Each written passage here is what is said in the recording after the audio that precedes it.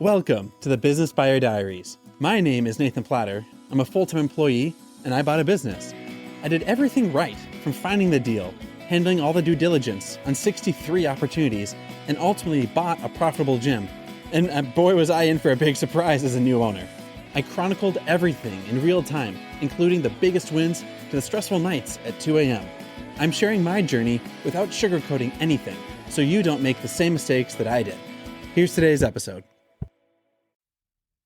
All right, I am going to be grateful. I'm going to be grateful, going to be grateful, going to be grateful. I saw, you can probably hear it in my voice. I've started to listen to some of the episodes as I launch them.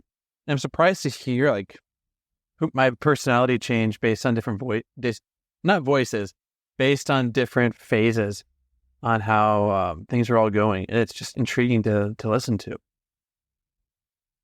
I saw on Instagram today where someone was grateful for the goofiest things. I get to go buy groceries and I get to pick anything I want. I thought, that's not a bad idea, actually. And another same gal, it was just a reel, 5 or 6 different, no, it was at 10 different things that she was doing.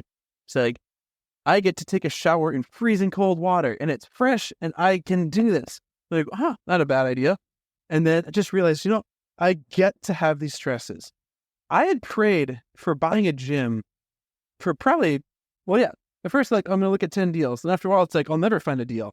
Then after a while longer, it's hey, I'm never going to find a deal. After 20, then it's what am I going to do? I'll never get the down payment. I need to hustle and go crazy to try to get the equity injection. That's no one's ever going to believe me. I'm a rookie. Lord, help me find a business broker. That's Lord, I don't even know how to get past a bank loan.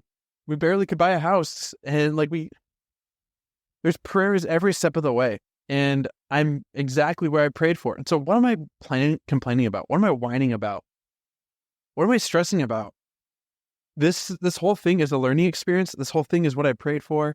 I didn't pray for things to start so rocky, but I prayed to be in the shoes that I'm standing in. I prayed to be in the office that I'm talking in. I prayed to have a microphone that doesn't work. And you can hear on the first 200 episodes, I had a crummy microphone, $20 off Amazon, Bluetooth in my truck that has rust on it. The rust of my wife's car that has duct tape was a car we prayed for that we're safely riding in. Everything we're living in right now is an answer to prayer. And so when stuff doesn't go the way I want to, or I'm whining or complaining, everything I'm living in is an answer to prayer.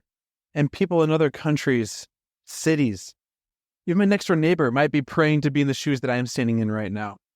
And so I don't want to pray, Lord, take me out of the position I'm in. I want to pray, God, give me the strength to face today and to tackle today.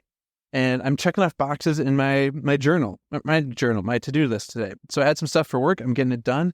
I have some stressors to do for tomorrow, but I'm getting them done. I have some news I have to deliver to the team that we're doing a club migration way faster than I thought. So I'm going to pray about that. And we have air to breathe. We have food in the pantry. We have water from the sink we can drink. We were able to afford salt pellets yesterday for our water softener.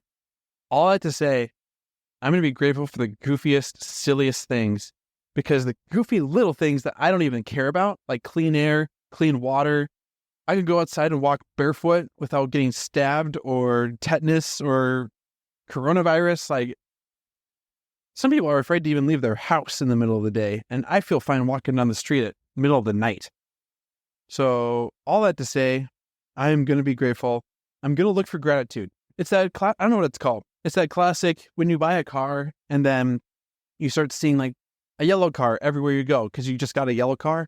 Or some speaker I listened to yesterday, he bought a Tesla. And so now he sees Teslas everywhere. The secret is the Teslas were always there. You just were not paying attention to them because you're focusing on something different. And I've been focusing on despair, on ease, pulling money from the lines of credit, commissions, insufficient members, and I'm not going to look for that. That's going to stand in front of my face whether I want to focus on it or not. I'm going to focus on my kids love me. We're eating dinner tonight. We're eating pretty healthy. Frozen pizza, not the healthiest, but also it's also safe. We don't have to question that we're going to die of poison. But I'm going to focus on the good things. I'm going to focus on the wins, the things I'm grateful for, because those are harder to find. And so I'm going to go looking for them. I'm going to actively be an investigator and go searching out for gratitude, for good things, and for things that are positive. And I'm going to look for the best in people. I may have to ask my landlord to give me a 1 month delay on my rent for the building and tell him like, hey, here's where we're at. I'm going to be 1 month late on rent going forward. I need 1 month of, I won't be able to pay rent next month. And then I'll be able to start paying you after a 1 month break. But my account will always be 1 month delay. Like, work with me. What can we do here? And having those conversations and believing that they're going to believe in me, because I'm going to believe in them, that we're going to find a win-win in that relationship. And that's my mentality. I'm going to look for the good, look for the gratitude, look for the beauty, and not focus on the despair, because despair is going to run in front of your face and scream, blah, blah, blah, blah, blah, blah, whether I wanted to or not. So I'm going to say, shush, negativity, get out of here. There's no room in this for you. We're going to focus on growth, improving and bettering people's lives, and living today like it's going to be a day worth living. So that's where I'm at today. And I'm telling myself what to do because I've been letting life happen at me, happen to me, and I have not been driving the driver's seat. And I'm grabbing the wheel. Let's drive this train of gratitude. Let's go at this thing. Let's rock and roll. We're going to have a great day today. Let's keep going. It's 4:30. There's still 6 hours of daylight to go. Let's rock and roll. This has been another episode of the Business Buyer Diaries. Subscribe so you don't miss the next episode. I hope you're realizing that business ownership is no cakewalk. Check the podcast notes for a link to the DIY Due Diligence program, the complete list of show sponsors, and for media inquiries. Music written and composed by Wes Schrock. I'm your host, Nathan Platter. Join me again on the next one.